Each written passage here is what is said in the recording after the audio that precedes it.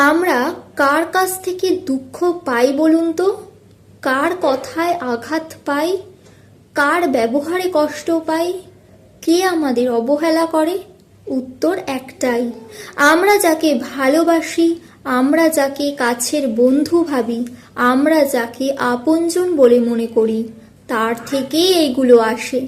আসলে যে কষ্ট দেয় সে জানে না অপর দিকের মানুষটা ঠিক কতটা যন্ত্রণা ভোগ করে। সে বুঝতে পারে না অবহেলা করলে অপর দিকের মানুষটা ঠিক কতটা দুঃখ পেতে পারে।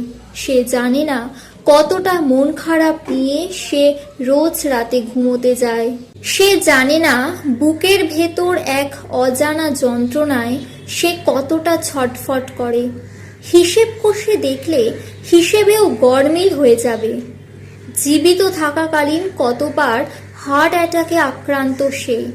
জানেন, ঈশ্বর জীবন দিয়ে পাঠিয়েছেন, কিন্তু আপনি কোন কর্ম করবেন সেটা তিনি লিখে পাঠাননি। কর্ম আপনাকেই করতে হবে। তিনি শুধু হিসেব রাখবেন। এই পৃথিবীতে আপনি যে কর্ম করবেন সেই কর্মের ফলটা আপনি পাবেন। ভালো করলে ভালো, মন্দ করলে মন্দ।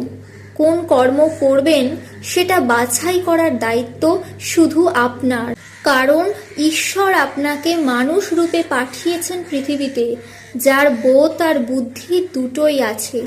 তাই বলবো, সততার সাথে চলুন, ভালোবাসার বদলে ভালোবাসা ফেরান। বিপদে যে পাশে থেকেছে তার প্রতি কৃতজ্ঞ থাকুন, সহযোগিতার হাত বাড়ান।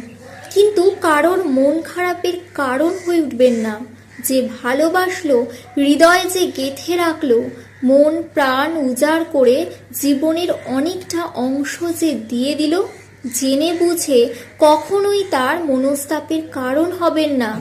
মনস্তাপ বড় বাজে জিনিস। পৃথিবীর সব থেকে বড় অভিশাপের নাম মনস্তাপ।